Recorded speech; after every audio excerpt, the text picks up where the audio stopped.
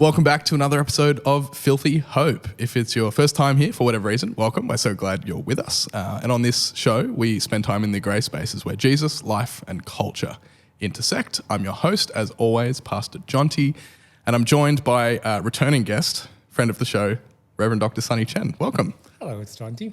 It's good nice to be back. Yeah, good to have you back. Yeah. We did this, I think we recorded at the end of last year, didn't we? And it ended up coming before out Christmas, in that January period. Yeah. So we got lots of really good feedback from that episode. So it's good to know. Really excited to have a follow-up conversation. Before we dive into the meat of what we're going to talk about, I'm going to throw a question your way that we haven't talked about, because we talked about movies last time we were on the podcast. At time of recording, the Oscars have recently happened. Did you pay attention to the Oscars at all? A little bit, but not a lot though. Yeah. I was quite disappointed when Demi Moore didn't get what I think she could have gotten it. But anyway, because I watched The Substance and I loved it. It's really good, isn't it? Yeah, it was really good. And I know some friends of mine saying, oh wow, the end, like the last 10 minutes or so, just so outrageous. And I thought, it's not really the case. And I remember, there was a movie, Carrie, a long time ago. It's almost like the very similar. Resonating in a way, there's this craziness, just so out there and outrageous. Yeah. But yeah, so I didn't watch, the Oscar, and so I think actually, when I woke up and then I looked at the news and oh gosh, I thought she would win. But anyway, I was hoping Demi Moore might win as well. Unfortunately. Yeah, we've actually we've talked about The Substance a little bit on this show in the last couple of weeks. So again, if you haven't seen it, go and watch it. Obviously, I hesitate to even call it a horror movie. It's more of a science fiction. I guess it's got some body horror elements in it. Yeah, I think it's a kind of like, almost some people would argue it's like an art house movie per se, because it's not one particular genre. Yes. It's a marriage of multiple kind of layers and genres together. So I think it's quite remarkable. The reason why some people criticizing the end of it, because they can't set the movie as, it belongs to this category. Yeah. Because it's too much, But I think, no, that's being creative. Yeah. Yeah. Yeah. And for people that are well versed in particularly genre movies, if you watch carefully, and I've watched it 2 or 3 times now, watching it on repeat viewings, you pick up on lots and lots and lots of references to other movies. So like you mentioned Carrie, there's a bunch of stuff in the set design that is clearly referencing The Shining, another genre movie. There's lots of David Lynch in there. There's all of these stuff that Coralie Fajr is very clearly referencing. So it's like all of these different things from all different places are being pulled together into this kind of quilt, if you like. Yes, definitely, yes. Yeah.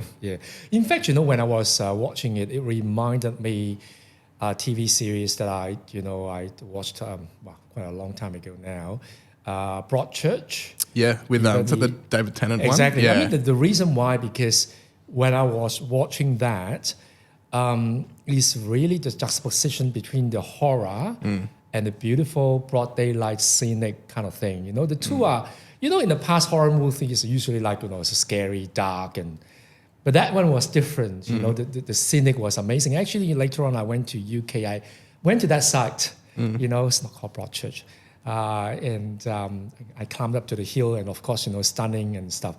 But it's really the contrast, setting the scene. I think The Substance, especially the initial part, it's almost similar. The camera's so refined, the images so clear, the color so vivid, but it's quite scary at the same time. So that's why I loved it. Yeah, that's another thing that sort of reminds me of The Shining as well, because The Shining, obviously known as one of the more famous and for some people one of the scariest horror movies ever made, but almost 80% of it is shot in the daylight. It's all very bright and colourful and these beautiful fluid camera movements, very similar to The Substance. But there's another one recently which is one of my favourites called Midsummer. I don't know if you've seen that one. No, I haven't. It's really, I'd recommend that one to you. Similarly, it's really, really scary, I find, but really thematically rich. But again, it's a group of college kids go to a festival in Sweden, the summer festival, the Midsummer Festival. So it's got kind of those folk horror elements of it, but it's all shot very brightly lit and beautiful colors and that summertime feel. So it kind of clashes with what you kind of expect to be like all the scary stuff is meant to be in the shadows and in the dark, but it's the opposite. So it kind of puts you off kilter a little bit. So we could talk about movies for ages. Yes. And this isn't a movie podcast, but I thought I'd just ask you that up the top because a lot of people that listened to the last episode were pleasantly surprised to hear another minister who's deeply into science fiction and genre movies. So I thought I had to ask you up top. Ask away. Yeah. Are there any other movies? Last time you mentioned Alien Romulus. Oh, you since then that you've seen that you particularly actually, liked? I've seen them multiple times now because when I come up here, I stayed in a hotel and they have these sort of new movies, and I was actually watching it yesterday night again. Yeah. I just couldn't help myself, Yeah. I haven't seen it again since I saw it in the theaters, but I got a Blu-ray copy, and interestingly, this is a spoiler for Alien Romulus, so if you haven't seen it, you don't want it spoiled, skip ahead like a minute. But with Ash the robot, who makes an appearance, there was a lot of criticism with the CGI recreation. Yeah. Supposedly on the physical Blu-ray release and on the streaming releases, they've done more work on the CGI, so apparently it looks better. So I'm keen to watch it again. If nothing that's else, interesting because just that is one of the I don't know what to say. It just looks so fake. Yeah. Anyway, so we had so many options of things we wanted to talk about today. Tell me where we want to start today, because for people that listen to our last one will know that you are incredibly knowledgeable, having done a lot of study. So there's so many different topics we could talk about. What about what we're talking about today excites you, and why have you decided to I think bring one of that to the us? things that I really love in my kind of, both teaching and research, I'm really interested in words and the developments. And I think, today I want to focus on certain words, especially the concepts that we think we know really well, and a lot of Christians would use them, nearly all the times, not all the times, but a lot. But I think I want to just draw people's attention to a different angle and dimension. So I think there's a disclaimer. I'm not trying to say I'm going to tell you the correct understanding. There's no such thing as correct. I mean, there are, of course, but when you look at an object, a person or a word, there are so many angles. So I'm not trying to say that what I'm going to present and share would be the best. It's not. But it's one of the angles that people normally would not be able to see or consider. So I just want to raise that up. Sure. Not to replace the existing understandings and the teachings. So words like life, death, heaven, hell, that kind of things. I want to look at them from a different kind of angle, altogether. So that's what I'm wanting to do. And I think, the best way for me to go about, I want to just talk about, we call semantic development. A word, in a way, evolves throughout, the time, history and stuff like that. And I also want to pinpoint one particular historical fact that a lot of churches today, they don't talk about because they're either too focused on the early church or the Reformation and so on. And there's one piece of topic, it's so significant and usually overlooked. And I want to just kind of highlight that so that from the two lenses, I would say the first one about words development, and the other one is one particular historical fact, how the two play together and influence our understanding of, all those words like life, death, heaven, hell, that sort of stuff. Yeah, sounds good. Yeah. I'm in. So I think the best for me to start is start with something people know really well, and we sing it, we say it, and in our prayers we use it. Is the word glory. So whenever I ask people, say like Jonty, again, there's no right or wrong. So if I ask you, can you tell me from a Christian point of view how do you describe the word glory, and what would not your response, but normally what Christians would respond to that word? Yeah, you'd immediately jump to things like you give glory to God, or God is glorious. So it's like someone or something that possesses glory is something that is worth worshipping or like up on a pedestal almost, like that idea of glory. Yeah. I think you said it right. You know, a lot of people hearing the word glory is always the image of up there. Yeah. And I heard some people responding to it saying, you know, the imagery of exactly like the studio now, very bright when I, you know, when I'm looking up, you know. So this sort of bright, shiny, like up there kind of, you know, imageries representing the word glory. So I want to talk about how it actually meant a long time ago. Fascinating though, let me just dive into a bit of semantic development. So imagine, you know, whatever cultures, ancient cultures, you know, people were in or are in, right? Usually when they start to have language, words to describe stuff, they will start to have words describing concrete, you know, things you could touch in your practical lives, right? So this early development, you will have all these words to describe what you see, what you can touch, you know, or your kind of a life as a whole. But then as the culture starts to develop in a more advanced kind of stage, then they would need some kind of words to describe something abstract, conceptual, right? So of course, you know, in the ancient time, people just were trying to survive, you know, so the words existing would be more like concrete stuff, actual things and stuff like that. But as the cultures, talking about in reality, started to evolve, then they needed something to describe things that are abstract, conceptual. So that's the premise. So now I need to talk about the word glory.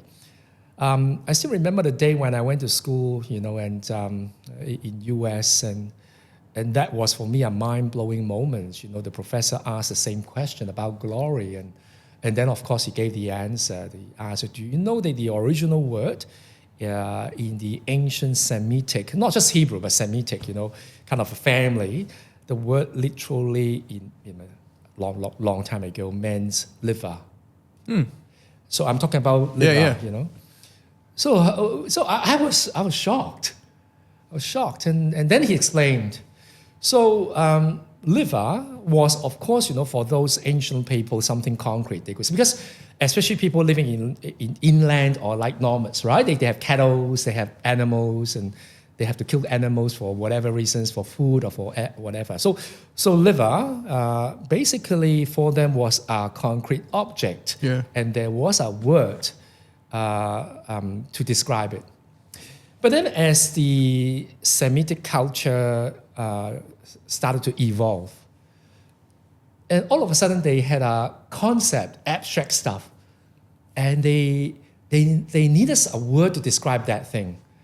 So they decided to use the word liver. And why? It's because when you say, you know what I mean, you kill an animal and then you open up the tummy, of course you will see a lot of organs, and liver for them was a very heavy organ. Very heavy. So later on, when they've had to find a word to describe something very important, the concept being really important, so they say, oh, why not we use that word? You know, weighty and heavy. So as a result, in fact, in the Hebrew Bible, glory in those words, I mean, a long time ago, actually meant heavy, weighty. So when you say God is glorious, meaning God is very important, very weighty. You know, so you sing praise, and so in a way it's kind of similar to what you were trying to describe. But actually the word is meaning heavy. And there's a difference there between like what I was describing at the beginning and what you picked up on is like placing it as up there and otherworldly almost, whereas this is the opposite. It's like it's a very flesh human, like it's a tactile thing. Like you say, it was a word for something that physically you could touch. And I can't help to, you know, when you were saying this, you know, recall the movie Gravity. So in a way that kind of connotation, you know, really weighty, you know. Holds weight. Not instead of up, like what you said, which is very common. It's actually down, really heavy. But then as the word again started to kind of evolve and develop, you know, then so a lot of people know the New Testament. Largely, many books were composed in the first century. Say, for example, not to argue whether yes or right, but roughly, then roughly about 150 or 200 years before that, the Hebrew Bible, which a lot of people call the Old Testament, was translated into Greek as a common language. So the early translators, bumping into the word, liver, all right, weighty and heavy, they had to find a word.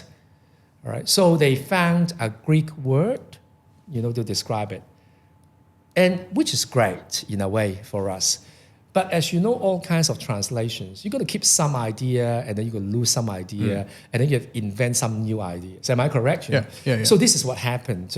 In Greek, the word for glory carry this sort of majestic understanding, regal, majestic, like great. So in a way, yes, when they decided to use that word to describe, to translate, it did capture some essence of the original word, but they lost the word about being weighty. And today when you use the word glory, it's all about bright and shiny and up there. But yeah. So and it's so common in our worship music. Yeah, exactly. Like we sing it all the time. So now I talk about people try to reach out to the culture beyond Christianity. So if we try to use all these words, without trying to understand their own meanings, then it creates a lot of cliches, I would say, and also a lot of Christian jargons without actual meaning. So if I try to translate the words, in the New Testament, say I'm trying to share the gospel story or a letter in the New Testament, and when I see the word glory, and I'm talking to someone who has no background about Christianity, I would rather use the word important. Because right away, the person would understand, that kind of essence. Now, again, I'm not here to deny or to negate, the essence of the majestic part, the bright. No. But there is another angle. So I'm just use that as an intro. So later on, we're going to touch on a lot of words that we use all the time, like life and death and heaven and hell and so on. Do we really understand what they initially meant? Maybe how we understand these words today, we have lost some of, not all, but some of the important essence. So that's my kind of intro to what we'll talk about. Yeah. So I think instead of picking one, I would pick two words, the word life and the word hell. Interesting. And I think that these two words, in many ways, have lost their original essence. And unfortunately, it has twisted the, almost like a bigger picture about how we understand, the message of God and so on. Definitely. But then let me jump to the second part. Sure. And what I just illustrated was more about, something we all know about all words in the world. It's not just about those words. Words. So a word, basically. Yeah. I heard, I'm not so sure whether it's true or not. You may tell me whether it's true or not. I heard a few hundred years ago, the word goodbye didn't exist. It was rather a phrase called "God be with ye." Interesting. So the good and God, of course, so a lot of people will understand how. That's why with Good Friday, sort of somehow interchangeable. But the word "be," the spelling, the letter E just dropped. Along the way. So you have G-O-D, and then you have G-O-O-D, good, and then you have retaining the word "be," and then the word "with" basically just gone. Dropped altogether. And of course, a few hundred years ago, they didn't use the word you, they rather use the word ye. So the E sort of coming back, and so that's why I have goodbye. Interesting. But the problem, though, this is really, I'm not so sure whether it's too hard to understand. I think people really did need to appreciate the history of development. You understand how it meant originally and how it has evolved. But you cannot do the opposite, meaning today when I say goodbye to you, I don't mean God be with ye. All right? So I think we need to be careful about this sort of reverse interpretation. Yes. Just because, a few hundred years ago, the meaning of that word meant something, that I say the same word today, it would mean exactly the same. I think this is another problematic approach. But anyway, so I think, that really sets the tone about what we're going to talk about. But I want to move on to the second bit, which is totally not relevant to about word development. I need to talk about history. So it's very common when nowadays church or Christians talk about history, they always go back to the early church, right? We have to learn from the early church. As if the early church was perfect. Acts chapter 2, that's all we need to know. Yeah, exactly. They were as chaotic. I could give you a lot of illustrations, like how the one of the two earlier works in the New Testament, definitely one of Paul's letters, Galatians, and some would argue, a letter by James. The two were arguing one another. I'm not going to dive into it. And it's so funny to look at the two, not really agreeing. In many ways, and I love to read Galatians because Paul, on the one hand, was very diplomatic in what he wrote, but on the other hand, he was so rude and direct. So it's almost like you read, the first two chapters. He is talking about, how wonderful. I'm paraphrasing James. I've met him with Peter, and we had a great time. In paraphrasing. And then when he came to the people sent by James, they actually called him almost like dogs. So it's very funny. Honestly, today it's the same, right? When you go to church, with leaders gathering, and it's not all good, singing a lot of wonderful hymns and hugging one another. And it's as chaotic and difficult. It's about human nature. But what I'm trying to say is that people usually refer back to the good old days, the early church, or they would jump into this kind of Reformation. Martin Luther, the change, the Protestant movement, and things like that. Of course, it's very common. So let me share with you one story. So when I came to Australia, and as my path to what I'm doing now, that part of the encouragement for me was to learn something about Australian history and church history. Of course, you know what I mean. I had no knowledge whatsoever. But because there was a bit of freedom, and so I picked something, I didn't know why I picked that, but it turned out to be so good. I picked something called medieval church history. And it was taught by a Jesuit scholar. I mean, who would pick medieval, like a dark age? So I want to talk about that. Because for me, it was again another mind-blowing moment when I studied under this he passed away a few years ago, scholar. And I learned something quite jaw-dropping. So let me share with you, Now, I don't pretend I'm the expert, I'm not, but I just want to share with you what I've learned and what I've heard and what I've read. So the landscape-changing moment for Christian understanding of faith or Christian faith took place in the 12th century, which is medieval. So people, dark age. And it was all because initially it was a French person or people starting to write a new genre of novels, romantic novels. So that was a turning point. Now, you would think, oh my God, we have love stories all the time. We have rom-com and all this stuff here. But at that time, it was brand new. It was new. For the history in Europe, that's how I understand it. In terms of literature, that was the watershed moment. That was really the moment changing the landscape. So let me elaborate a little bit. So before the 12th century, basically nearly all the stories being told in the Europe area or even in Middle East or Near East, we call those stories belong to a genre called epic. It's all about heroes. All right? Now, yes, of course, in epic story or stories, you always have a romantic element in it. But romance was never the center of focus until all those French, I don't know French, I wish I could pronounce the names, French authors starting to write, love stories, just pure love stories. And the reason why it changed the landscape of Europe and also European understanding of a lot of things, eventually, including Christian faith, was because for epic stories, as I said, it's about hero. So it's talking about the hero act. It's talking about courage and all these, as you can imagine, right? In my own language, a roller coaster of the life of a hero. and how the hero would sort of create all kinds of wonderful stuff for people because of what he or she has done. That sort of stuff. Yeah. It's called epic. And the focus is really about the victory, the grand scheme of things. That's pretty much it.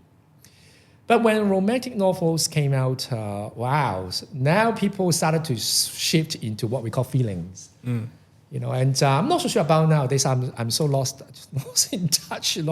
When I was growing up, I still remember at school that I went to a co-ed school. There were girls, and then they loved to read all these sort of romantic novels, and I always laughed. It's like a fantasy. You can always dream to have, a prince coming to rescue you. But we the boys just laughed, right? But it's all these sort of feeling stuff, it creates a lot of emotion, a lot of fantasies and stuff. So feelings coming in. So I think, that's really changed the landscape, because what I've learned about the medieval church history was before that major shift, Christian faith was understood in a very different manner. So let me give you an example. Again, I'm not trying to claim to be expert, but roughly about this, The relationship between God, human, and devil, and Christ, all these are very different. The understanding basically talking about humans are abandoning God and, sort of rebellious, yes. But as a result, humans have become captives under the devil. So we are like a victim. And God, through Christ, the victor, the winner, the hero in the epic story, did what he did. And as a result, he was able to rescue human from the devil. You know what I mean? So as a result, the focus is always about Christ and his winning act on the cross and resurrection, and we are finally, going back to part of this wonderful relationship. But that was an epic story. So we humans are like, in the epic stories, a poor little girl, I'm sorry to use a very gender-biased way in the ancient world, and now being rescued, by a prince, so to speak. Yeah. But then after all these sort of shift, it's all different now. There was a bishop called Anselm of Canterbury. And it's around that time, in the 12th century, he created a new formula, I would call, not actually, but a formula to understand Christian faith. And this was what he presented. Humans sinned against God. As a result, we are the enemies of God. All right? So basically, Christ died for our sins to redeem us, to pay the debt, because it's our fault. All right? And as a result, that we are finally, being redeemed. Now, the focus is very nuanced, but it's more about us, humans. It's more about sin-focused. Yeah, Christ is, of course, wonderful, but really about us. And just the thing that jumped out to me as well is that the focus shifts away from the capital D devil having captured us. It's more about our own complicity. Yes. Yeah. And at the same time, a new way to introduce, the gospel message is appealing to the feelings. Now, the landscape's changed, right? Feelings is so important. So Christmas story became so... Last time I talked about Christmas, right? We talked about this. The poor little baby born in a manger and all. Yeah. And then the heaven and hell became the stick and the carrot. If you go through this wonderful path, you're going to go to heaven, like wonderful place and paradise. And if not, you get sent out. So that's playing with, again, the fear and the potential joy, So that's part of the whole package, what I called, after the 12th century. I think it changed a lot how we understand Christian message altogether. So I think I need to name that, even though I think last time I did sort of touch on a little bit. But I think I need to really focus on the I call it seismic change of landscape. And somehow till today, when you talk about gospel message, we are so leaning on that understanding. Now, I'm not trying to say this is wrong or right. Remember early on, I did say, I'm not here to say, oh, no, that's wrong. No. Look at it from a different angle. We need to look at it from some of the angles that we have lost. Yeah. Not that how we understand, they are wrong. No. I'm not trying to say this at all. It's almost like the more perspectives you can understand, the more you can integrate them into a more holistic understanding, and understanding that as it's not the perspective and paradigm that you need to force onto everyone, but we're all responsible for broadening our own understanding as far as we can. And so pulling from different perspectives helps us to integrate them into a more holistic approach. Yes, as opposed to going, I'll take this one, but that is at the expense of that. So I'll just get rid of that. That's not it anymore. I'm now shifting 100% onto this. It's like, we'll take both. Yeah. They could have contradictions. That's great. I love contradictions because then you have to think about it. Yes, exactly. And I think, as anything, if people are into art, which I'm not, an object, you look at it from the front, would be very different from the back. That's right. You can't say, because of that, I had to reject either one to take another. I mean, that doesn't make sense. But it belongs to the same object. And unless we learn how to look at all the angles, we can't really move forward. And I agree with you. This is not either or. This is looking at it from a different angle altogether. It looks like quite different than it should be. But it's trying to enrich our understanding. I always say God is beyond our comprehension. It annoys me when I hear people talk about God with any sort of conviction of here's what God is in God's totality. It's like, you've missed the point. You've totally missed the point. As soon as you, and I wish I can remember who I heard this from, but and it's always stuck with me, this idea that as soon as you have landed on your own understanding of God that you feel like you entirely understand, then B, also start to communicate that to other people, you've slid into idolatry. Because that's not God, that's a human representation of God that we're putting up on a pedestal, we're glorifying, to go back to that word. That's not actually what God is. Yes. And I think, I want to move one step further. I would even argue that we all commit the same thing. I am doing it now. I'm not trying to say, Jonty, you're doing it now, but I think the one step further is really about being aware of this flaw that we all have. And I'm doing it, everyone is doing it. I mean, it's not an excuse. But I think we need to be aware of whenever we try to make a definition and representing all, then we are because we are even complex human beings, but we can't handle all the stuff at the same time. So it's very easy to fall, even though I myself falling into the same trap. I try to give a very simplistic version of certain stuff about faith or God or whatsoever. So I think it's like my mentor always challenges me, you need to be aware of it. That you also have this sort of danger. It's not just about, the other people are committing it, but same. So you are right, so I'm just sort of underlining it. So maybe we can just start, we just reverse the order because we have life, death, heaven, and hell, and so on. And so I think we could just kind of reverse, or even I will talk about the cross. Sure. I'm not so sure whether people really understand the word cross. Yeah, let's start there. So let's start with hell. Well, I always love to start with the word, This one in particular fascinates me, so I'm keen to get into this. So let me ask you again, Jonty, not from your own point of view or what you have learned from other people, just representing the majority of Christians when they are, say, for example, asked, how to understand hell. So what would be normal response? I mean, very common would be, it's the bad place you go when you die if you weren't good, right? Often it's underground. There's lots of fire and smoke, which we can talk about Dante at some point as well. But it's the bad place you go to if you don't get into the good place. Yes. So now you understand, how the shift in the 12th century it kind of played into this development. But let's look at the word itself. So in the Greek New Testament, we are not looking at English translation. We go back to the Greek text, which, for the audience sake, the New Testament books, were written in language called the Koine Greek. It's a form of ancient Greek. So you look at the word hell. The word hell is gehenna. So that's the word.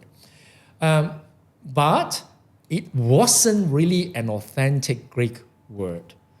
It was a borrowed word, meaning there was another word, more ancient, but because we don't really have that word, we just copy that word, letter by letter. I think there are a lot of examples. Like I heard, correct me again, I don't know French and other European languages. Like I heard taxi wasn't an English word initially. Yeah, interesting. I wouldn't be surprised if that was I true. could be wrong. The audience could just say, oh, you don't know what you're talking about, Sunny. Yeah. But that's what I heard, it came from another European kind of language, I don't know, So I'm just giving you an example. There's some of the words that we use.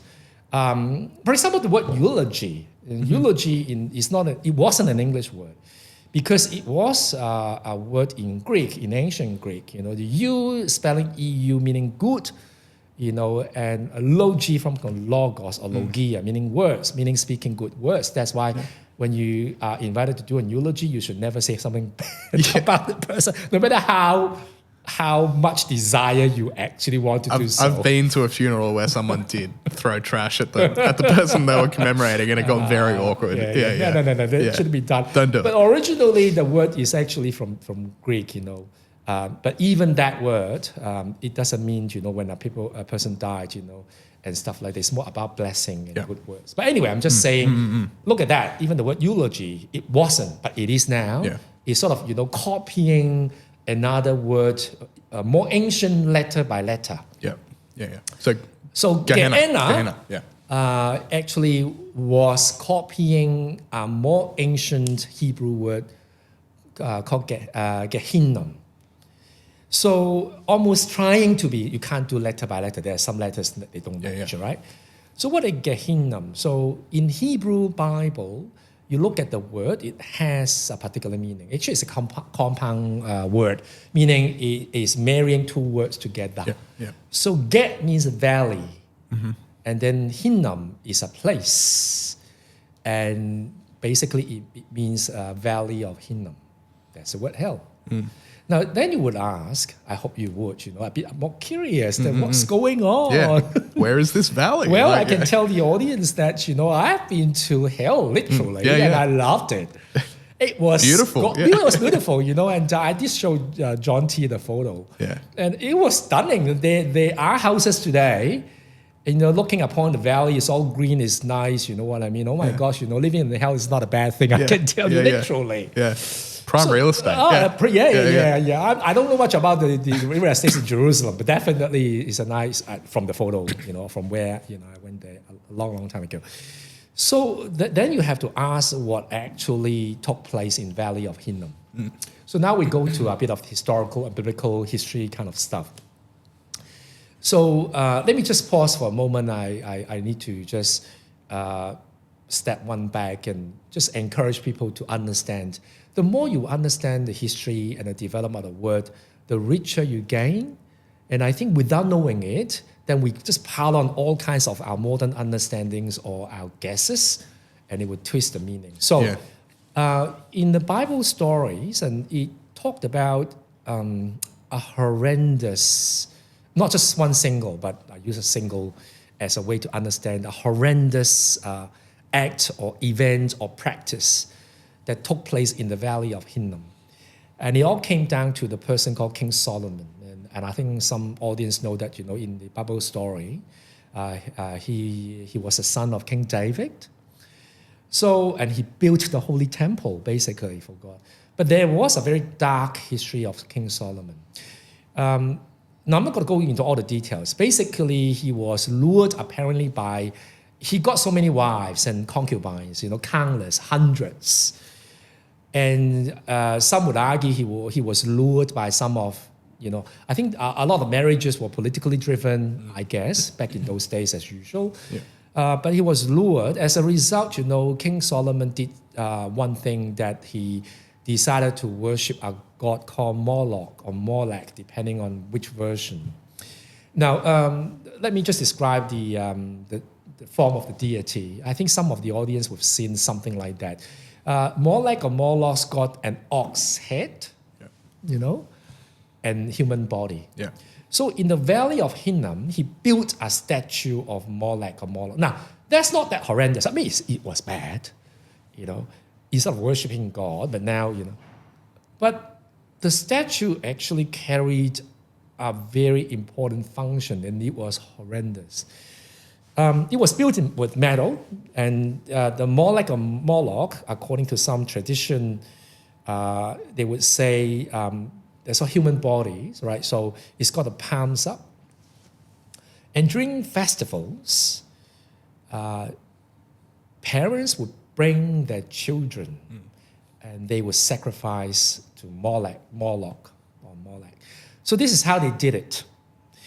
Depending on which version you heard, but roughly the same because it's so grotesque and horrifying. They would place, the babies or the kids, on the palms, and then they would stab the heart, and they would burn the babies alive. Now, in order to drown out the screaming and crying of babies, they have gongs or musical instrument, apparently, likely gongs, set up. So it's so loud that it would drown out all the screaming and yelling. And because it was a festival, or it's not just one. So you say people were insane. Yes, they were. And people would line up to do it. Can you imagine that? Yeah. And because there were so many kids to be sacrificed, so guess what happened? Before you could burn a baby, just saying this is just, oh my gosh, it's just beyond our imagination. They couldn't complete a single act. Basically, bodies of baby just kind of half burned, still burning, they would chuck it into the valley. Yeah. So when you had the chance to go to visit the valley, to witness the festival, you will smell the burning sulfur. There's a smell. You will see the burning. You will see the half-burned bodies, not fully burned, decayed with maggots and stuff like that. So the imagery of fire, sulfur, and worm, all actually could be found in the biblical texts. More than one, right? It's actually from that. Yeah. Okay? So that was what was going on in the Valley of Hinnom. Now, sorry. Yeah, no, I was just going to ask as well, because I having looked into this a little bit myself, I came across some stuff that, you can correct me if this is off the mark, but the valley at the time of Jesus was still an active, essentially garbage pit. Is that right? And so when Jesus used the word Gehenna to describe what is translated into hell in our English Bibles, he's referring to, again, burning, and probably, depending on where they were, they could probably smell it as well. Is that on the mark as well? Let me be honest. I don't have the expertise to know exactly what it was like in the first century. Yeah, okay. Yeah. Okay, so I don't know. But it wasn't surprising. The reason there is a reason. The valley was set, or is still at kind of, outside the old Jerusalem city, outside the wall. Yeah, okay. Yeah. So I would say historically, from the historical perspective, from a logical perspective, it would be likely so. Because, where would you toss out your rubbish? You're not going to put it in front of your door forever, right? Yeah. You would just toss it out. So I think, I as I said, I don't claim to be expert. I know what actually happened in the first century. Yeah. But it's highly logical and, reasonable because it's outside the city. Yeah. And that's the reality of it. So now, but what I'm more interested, though, is really about how God in the scripture sees the act of it. So you can imagine there are biblical texts, God condemning what Solomon, actually did. But if you pay attention carefully, now this is not a Bible study, I'm not going to run with you all the, we're just going through the topic quickly. Yeah. You pay attention, there is one very enlightening comment about what Solomon did in Valley of Hinnom. And the text clearly says that God became so upset and angry, my paraphrasing, because Solomon has broken the covenant. So Valley of Hinnom in the ancient world wasn't just a place of all these horrendous acts about burning fire and sulfur and worms. It was the very representation of a broken relationship, the broken covenant. That's the essence of hell. Now, I'm going to leave the audience to think carefully about it because I'm going to move to the other word. I want to talk about sin. But I think, just saying this would give you the idea what hell actually meant in the ancient world. And today, when people talk about heaven and hell in their own understanding, now I'm not here to say you are wrong, I'm right, or I'm wrong, you're right. But I think people really need to understand what the word actually meant. And I think it would give you a deeper understanding of the heart of God, God's desire. Is it just going to hell is horrible, so I have to, is it just like that? Yeah. So I think I would just stop here. But I hope what I said would give people a new kind of dimension and angle to look at from a historical linguistic point of view about what hell actually meant. Yeah, and even just like the idea that the word hell went, I think from memory, and you could probably correct this as well, 12 out of the 13 times Jesus uses the word hell in our English language, he's using the word Gehenna, which literally is referring to a physical place that they could walk to outside the city walls. Yep. If that doesn't shift your understanding of what hell is, like, it's something to think about. There is a text in the gospel, I'm sorry, you raised that up, you sort of, push me, not your fault, to go further. If you pay attention, there's a particular text fascinating about children stumbling block. Yes, and people put up millstone around the neck. And actually, there's a lost stuff in most English translation. It's alluding to a donkey dragging the cornerstone, not the cornerstone, the millstone, and being thrown into the ocean to kill the person. Yeah. And then the next text is about Gehenna. So I always say it's a fascinating. We have the Royal Commission, for child sex abuse. Was the text, the whole lot, not just one single one, taught by Jesus, pointing to something else, something more sinister about pedophilia, about children being harmed. And I'm just leaving it to other people. All right, so let's move on to the other word. We might not finish today, but we'll just pick one. All right, yeah, keep going. Yeah. So let's skip heaven. Sorry, I know some people love to talk about heaven, but let's talk about sin. Yeah. So again, Jonty, representing the mainstream Christians, not that there is one mainstream anyway. Whenever the word sin being mentioned, how would the church or Christians today would understand it? Yeah. Again, the really simplistic, like, cultural understanding would just be like actions or words or thoughts even, or tendencies that go against God's will, that separate you from God. Yep. And you sin, you go to hell. Yep. And that's where salvation comes in with the... Yes, very good. I think you named it. Now, again, I'm not saying I just want to say that's not me talking. That's me speaking on behalf of, We do have a lot of disclaimers today, right. Now, again, what I'm going to share is not saying, the definition is wrong and this is the right one. No. I just want to give you, again, from a historical perspective and the development of the word. So in the Hebrew Bible, the New Testament, of course, you have to go back to the Hebrew Bible. In the Hebrew Bible, there are 4 words for sin. Not 1, not 2, not 4, not 3, but 4. But there are 2 words much more significant because they appear a lot, really a lot. The other 2, they're more like, lesser in a way. So I'm not going to focus on the 2 I call minor. I want to focus on the 2 major because they appear a lot. So back to what I said early on, the Hebrew Bible, existed for a long time. A very interesting story because I know in Hollywood there's another movie coming out. It's called Cleopatra.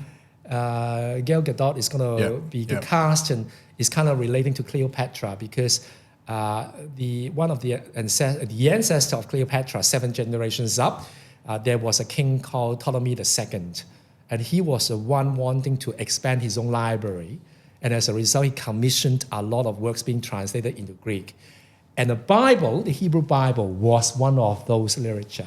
Interesting. Yeah, so Cleopatra somehow connected to So when the king, Egyptian king Ptolemy II, decreed to have the Bible being translated, the recommendation was translated to the Torah, which is the first 5 books. Yep. Right? So as the story, a lot of people would know, sort of 12 tribes, and they have a group of 72, each tribe got a representative. 6 from each, and gather in the port city Alexandria. Meaning Cleopatra, you watch a movie, or the one by Elizabeth Taylor, the port city in Egypt, right, and stuff like that. But let me digress, if you don't mind. A lot of people have no idea how great Ptolemy II was. When he called the big group to come to translate the Torah from Hebrew to Greek, he actually asked those translators to come to his resort island. And when they arrived in Resort Island, of all the places, it's not a big island anyway. It's just offshore, not too far away from Alexandria. He said, use I'm in my own paraphrasing, private beach. So he actually set up tent, of course, shelter, when it's translators, oh my gosh, I would love to be part of, the translation. It's like the beautiful scenic, doing the work, on the so-called private beach of the king. And that was the actual location historically when they did the translation. That was the first version, what we call the Septuagint. I'm not so sure some people heard of that. It's called a Greek translation of the Hebrew Bible. For people who don't know what Septuagint is, that was a Bible eventually used by the disciples, including Paul, quoting the Bible, because that was a common thing. So like, Paul and the others, the disciples, when they went to synagogue, of course, they would read from the Hebrew text. But normally when they argue on a case and quoting the Bible, they went back to that. So that the group of translators only did 5 books, but later on, more and more being done. And finally, the whole book, it's called the Septuagint. Now, I know some audience say, we need to switch off, it's so boring. We just stop, I'm hooked. I'm in.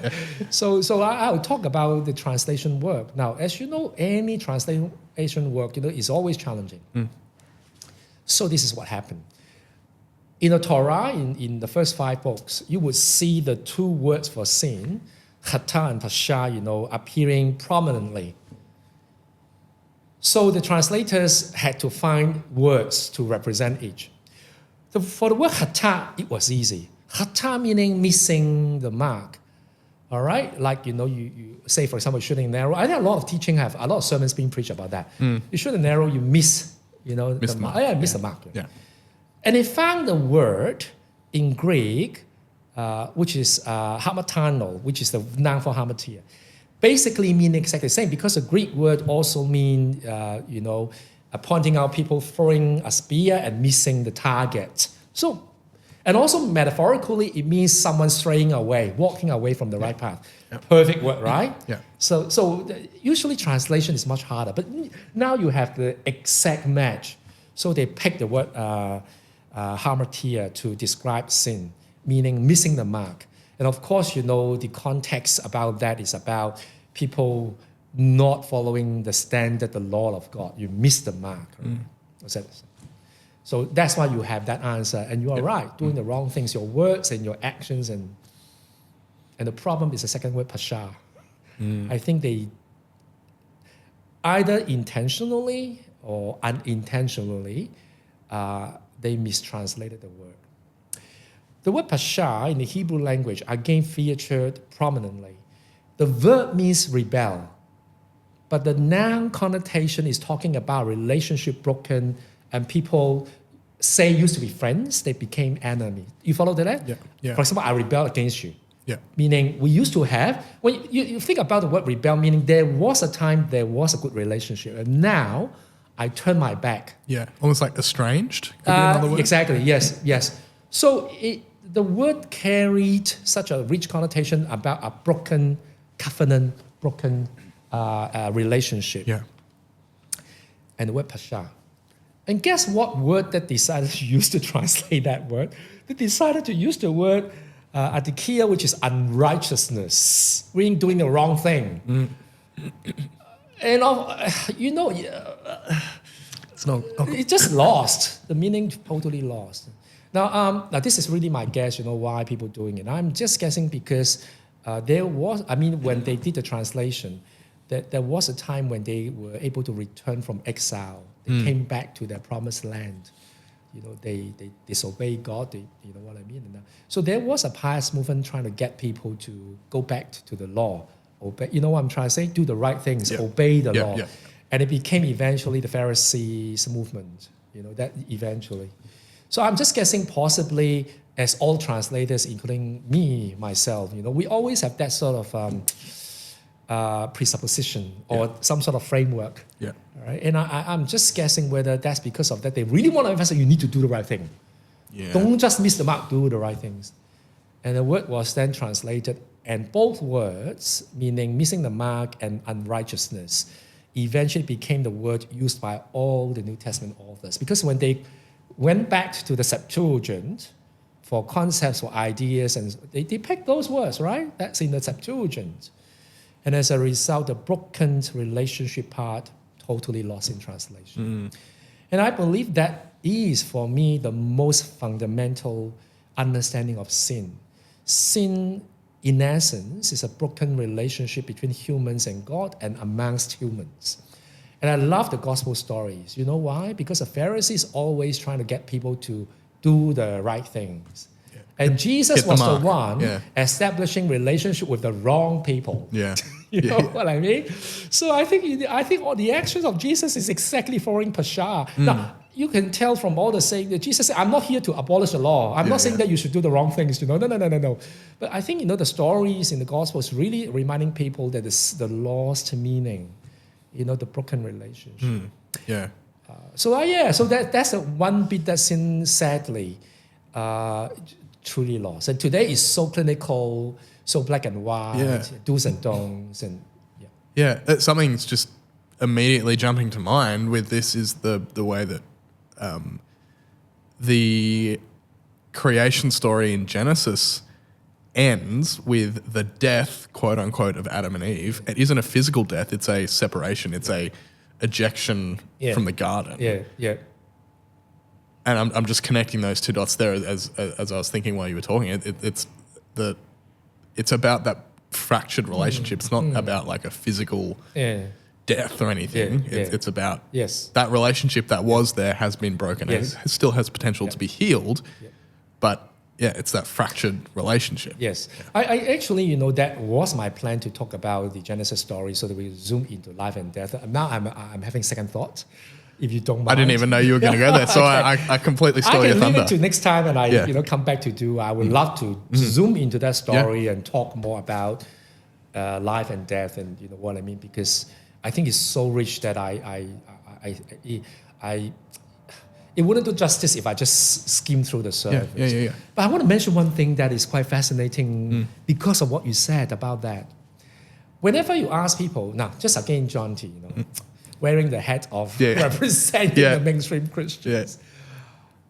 When the question asks in the Genesis story, what has Adam done? What wrong things that he has done? What would be the normal kind of response or responses from kind of a lot of Christians? Well, Adam eats from the tree in the same way that Eve does. Which was a direct instruction from God, don't eat from the tree. And they do. Yeah, exactly. And most people would single that and say he disobeyed God. Am I correct? And of course, some misogynist people will say because he listens to his wife. Yeah, because Eve does it first. And is that also? I just came across that recently. This whole, I don't want to dwell on it. I would dwell on it because we're talking about something else. But this idea that the whole thing is Eve's fault. Crazy. So let me just use that opportunity to make my last point, maybe. And then we will leave, the rich story of Genesis next time. I'll just go in deep into the life and death, the two trees. Why two trees? Why the tree is called the knowledge of good and evil, and so on and so forth. Why that is called the tree of life? What does it even mean in the middle of the garden, or the meaning of garden? So fascinating, I would say. If you read, people call Old Testament, I always call the Hebrew Bible, from Genesis all the way to the very last book. In our English, translation is Malachi as the last book. You could only find one single commentary from God talking about what actually happened in the story of Garden of Eden, what Adam has done from God's perspective. Only one. And in that passage, it doesn't mention disobedience. It doesn't mention about the blaming the female, none of them. And because the text appears in such a book that most of the people don't even, bother to read or look, because it's so not important, right? So that's why a lot of people have no idea. I always raise that, now, audience could correct me and they say, Sunny, no, your biblical knowledge is just so not up there. Let me tell you, there's more than one. Please feel free to tell me. But as far as I know, there's only one. And the text is in Hosea. I don't think a lot of people have read No, Hosea. it's one of the minor prophet. Is that right? They call minor. We Yeah. can talk about minor and major prophet one day. There's Because it's lots of shorter, stuff to right? know. That's the only reason. Yes. Yep, that is a Hosea. Read carefully. Again, this is not a Bible study, so I don't want to, which verse, what does it mean, The single commentary given by God about Adam is actually through the prophets accusing the Israelites doing exactly what Adam has done. And the text is not, like Adam, you disobeyed me, or like Adam, you listened to the females. The text actually says, fascinating, like Adam, you have transgressed my covenant. So what God was accusing through Hosea is Adam broke the relationship. He broke the covenant. So as we all do in movies, or not usually, or in stories, there's always a writing styles or the way to tell a story called inclusio. You start a theme, and then you end the theme with the same kind of understanding. So when you talk about breaking the covenant and stuff like that, and we can all go back to how I started with the word hell. Because the word hell is pointing to Solomon. Breaking covenant. Breaks the covenant. And in the heart of God, relationship is paramount. That is truly the heart of the gospel message. And what Israelite did through the prophet Hosea is that they just broke the covenant again. You can do all the right things. You can select all the laws that and you tick all the boxes. It doesn't mean that you really understand what a relationship is. It's almost like any partnership, human partnership, right? You can fulfill what it means to be a partner. Yeah. But rather in your heart, there is a genuine relationship. The love and the care, only you know. You might be able to present all these, and even your partner wouldn't know. Yeah. There is an old saying in our culture saying about a married couple, even the person is sleeping beside you is only a few inches apart, but the person's heart can be far apart from you. You just don't know. And I think what I've been talking about, back to the theme that we started about the word hell, relationship truly is the core of all. No, I'm not saying that do the wrong things. You go ahead. Sunny Chen is talking about giving people license to do all the wrong. No. But I'm just saying that, hang on, there's something else. So that's why the word sin, the lost meaning is truly lost. Yeah. There's so much in there I want to follow up on, but we don't have heat. Like, we've been going for a while. I if you don't mind, I want to ask a slight tangent question as we start to wrap this up, because I mentioned Gehenna being used 12 of 13 or 13 of 14, I think, times Jesus uses the word hell. The one off is, from memory, Tartarus. Is that how you say it? Do you know about this word? No. So, and again, this is my memory of some research I did for a sermon 3 or 4 years ago now, so it's a bit hazy. But the one time he uses a different word is specifically talking about. Sorry, it's not Jesus. I think it's Paul uses that word specifically when talking about what happens to fallen angels. So it's nothing to do with humans, and nothing to do with like humans being in relationship with God and with each other. Is this ringing any bells for you? Now you just opened another can of worms. Yeah. And I be frank and honest. The short answer is I don't know. Yeah. But because you have opened the can of worms, so let us just let's follow that. With it. When you talked about Paul's letter, which one are you talking about? In the New Testament there are 13 letters. There are only 7 in the scholarship are commonly understood by whatever camp you are in to be authentic, written by Paul. Interesting. So my specialty, supposedly, not that I'm an expert, I want to be, and I always has imposter syndrome, my specialty really is about Paul's authentic letters. So focus on the 7s. And as far as I know, I highly doubt, from what I understand from really that my area, about the 7 letters, whether that could be one of the things that Paul raised. So the short answer is I don't know. I don't want to just deceive you or pretending I know, as a fallen angel. But when you mention about fallen angel already, I've got something in my mind which I'm not going to dive into it. But I think, if I try to use that as a platform to end the conversation today, talking about, I know what you're trying to talk about, fallen angels and hells and all this stuff. Let me just create another mind-blowing, maybe the audience would stop listening to your channel or podcast. It's not my fault. Yeah. One of the things that we struggle to, as humans, to comprehend about faith is all along the same theme. We want to have a clear-cut understanding of everything. So either you are on the black side or on the white side. So let me talk about fallen angels and devils, and not that I'm an expert. Again, it was my first year studying, the scripture, and I was learning about the so-called Old Testament or Hebrew Bible. And the professor, showed us multiple passages in the Hebrew Bible and said something, for me at that time, quite profound. Today our understanding about devil, fallen angels is always black and white, dark and light. Either you're with us or you're not with us, a very clear cut.